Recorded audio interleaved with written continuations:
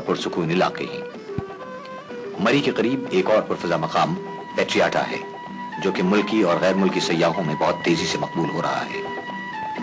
पेट्रियाटा में चेयरलिफ्ट और गोंडोलास के जरिए एक चोटी से दूसरी चोटी तक पहुंचा जाता है और यूं हसीन वादी के साथ साथ सरसब्ज पहाड़ों और दूर तक फैली हुई फलकबोस चोटियों का नजारा काबिल दीद है।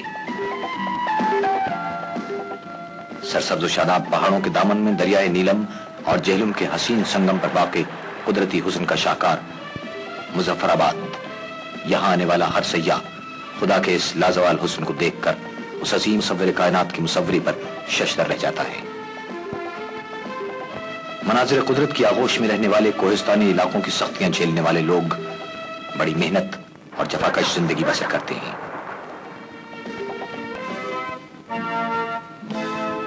इल्म तहजीब का गहवारा लाहौर, ये शहर हर लिहाज से जदीद और कदीम रिवायात के इम्तिजाज का अमीन है। बादशाही मस्जिद, जिसे शहंशाह औरंगजेब ने तामीर करवाया था, अपनी तज़ीन और आयश के लिहाज से अब तक ये मस्जिद दुनिया की खूबसूरत तरीन मसाजिद में शुमार की जाती है।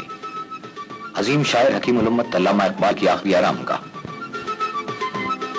किला लाहौर में शीश महल काबिल दीद है। मीनार पाकिस्तान, जहां करारदाद पाकिस्तान मंजूर की गई। शालीमार बाग, मुगलों की जमालियाती ज़ौक़ का पाइंदा सबूत। लाहौर को कदीम जमाने में बागों का शहर कहा जाता था। इस निस्बत को बरकरार रखने के लिए अब भी यहाँ से 28 किलोमीटर दूर खूबसूरत जेलो पार्क बनाया गया है, जिसमें वाइल्ड लाइफ को कुदरती आज़ादी का माहौल मुहैया किया गया है। तफरीह, तालीम, तहकीकी सरगर्मियों के लिए ये पार्क बहुत मौजूद जगह है। अलबत्ता शिकार पर सख्त पाबंदी है। इस पार्क में मुख्तलिफ नस्ल के जानवरों को खुशगवार कुदरती माहौल में महफूज रखने का भी खूब एहतमाम किया गया है। गर्मी की तमाज़त शिद्दत से रिहाई के लिए बच्चों के लिए सोजो वाटर पार्क से बेहतर कौन सी जगह हो सकती है। मुल्तान का कदीम शहर मुल्क के तकरीबन वस्त में कराची से कोई 966 किलोमीटर दूर वाक़ है। ये शहर सयाहों के लिए कशिश रखता है, खुसूसन यहाँ के तारीखी मकामात और बुजुर्गान दीन के मकबरे मरजाए खलाइक है। पाकिस्तानी दस्तकारियों को मुल्क में और बैरून मुल्क बहुत पसंद किया जाता है। ये दस्तकारियां मुल्क के मुख्तलिफ हिस्सों में तैयार की जाती हैं। मुल्तान में खड्डी से बने हुए कपड़े, सरी का काम और तिल्ले की कढ़ाई का काम अपना सानी नहीं रखते। ये जूतियां मुकाबलतन सस्ती और बहुत आरामदेह होती हैं।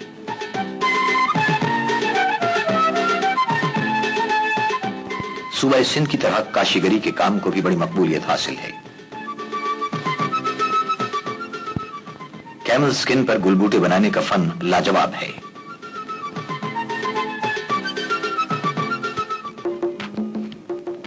कोयटा सतह समंदर से 5500 फुट की बुलंदी पर वाक़ है।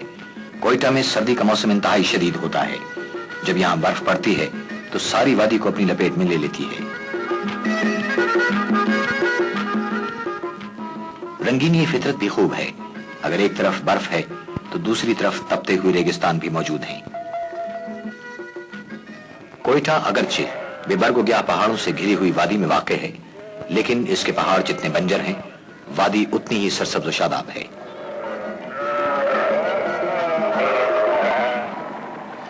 सूबा सिंध की सरहद से बलूचिस्तान में दाखिल होते हुए हम एक अहम तारीखी दर्रा बुलान से गुजरते हैं। दर्रा बुलान बलूचिस्तान के एक मकाम आबेगुम से शुरू होकर कोयटे से कुछ पहले कोलपुर के मकाम पर खत्म होता है।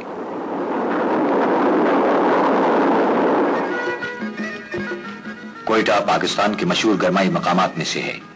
पाकिस्तान के दूसरे तारीखी शहरों की तरह कोयटे के बाजारों में भी कहीं कहीं कदीम शहरों की दुकानों के से अंदाज पाए जाते हैं। सूबा बलूचिस्तान मादनी दौलत से भी मालामाल है। इसके पहाड़ों में न जाने कौन कौन सी मुफीद और बेशबहा अशिया छुपी हुई हैं। ये बलूचिस्तान में कोयटे के नजदीक कोयले की एक कान है। पाकिस्तान में कोयले की पैदावार सबसे ज्यादा बलूचिस्तान में होती है। संगमरमर की एक खास किस्म ऑनिक्स बलूचिस्तान के पहाड़ों में वाफिर मकदार में दस्तयाब है।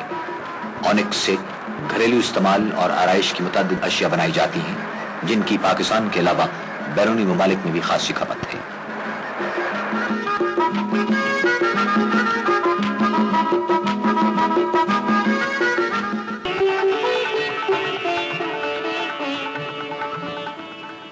بلوچستان میں کشیدہ کاری اور کپڑے پر شیشے کے کام کو بھی بڑی عرقریزی اور نفاست سے کیا جاتا ہے. اپنے معیار اور حسین رنگوں کے امتزاج کی بنا پر اس کام کی بھی دور دور تک مانگ ہے. کوئٹہ شہر کے ہنگاموں سے دور ہنا جھیل جیسے مقامات بھی ہیں جہاں مناظر قدرت کا بے پناہ حسن آنکھوں کو ٹھنڈک اور سکون بخشتا ہے.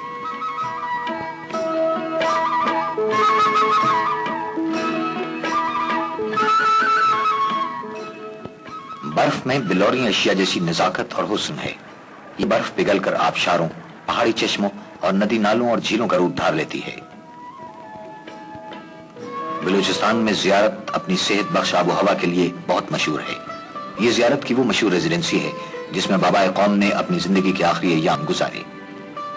بلوچستان کی آب و ہوا پھولوں کے لیے بھی بہت سازگار ہے. دوسرے پھولوں کی طرح یہاں گل لالہ بھی بڑی تعداد میں پیدا کیے جاتے ہیں.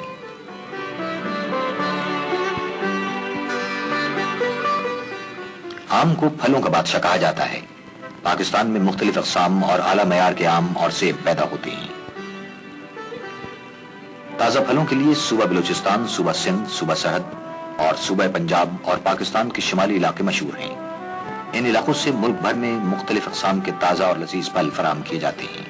پاکستان بیرونی ممالک کو بھی مختلف اقسام کے پھل برآمد کرتا ہے. کوئٹہ خشک میوے کی بہت بڑی منڈی ہے. خشک میوہ بلوچستان اور سرحد دونوں صوبوں میں وافر مقدار میں دستیاب ہے اور یہاں سے ملک کے دوسرے علاقوں اور بیرون ملک بھیجا جاتا ہے. کراچی صوبہ سندھ کا دارالحکومت اور پاکستان کا سب سے بڑا شہر ہے.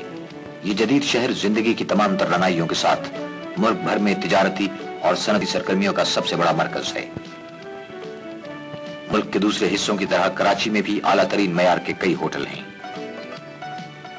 ان ہوٹلوں میں مہمانوں کے آرام اور آسائش کے پیش نظر ہر قسم کی جدید ترین سہولتیں فراہم کی گئی ہیں. کراچی کے ساحل پر متعدد تفریحی گاہیں خاص و عام کی دلچسپی کا مرکز ہیں. سومیانی، سینڈ سپٹ، ہاکس بے، پیراڈائز پوائنٹ اور کلفٹن مشہور ساحلی مقامات ہیں. سیاحوں کی دلچسپی کے لیے کراچی کی یاٹنگ کلب نے ونڈ سرفنگ کے کھیل کا بھی اہتمام کیا ہوا ہے. اس دلچسپ کھیل میں اسکل اور تیز رفتاری کا مظاہرہ ہی اس کھیل کی جان ہے. اللہ تعالیٰ نے جہاں برف پوش فلک بوس پہاڑوں، بہتے دریاؤں، گنگناتے آبشاروں، لہلہاتے کھیتوں، پھلوں اور پھولوں کی سنہری سرزمین پاکستان کو وسائل قدرت اور مناظر فطرت کے حسن سے خوب نوازا ہے، وہاں اسے ترقی پذیر ممالک میں بھی مثالی حیثیت حاصل ہے. یہ کارنامہ قوم کے عزم اور جوش و جذبے کا منہ بولتا ثبوت ہے.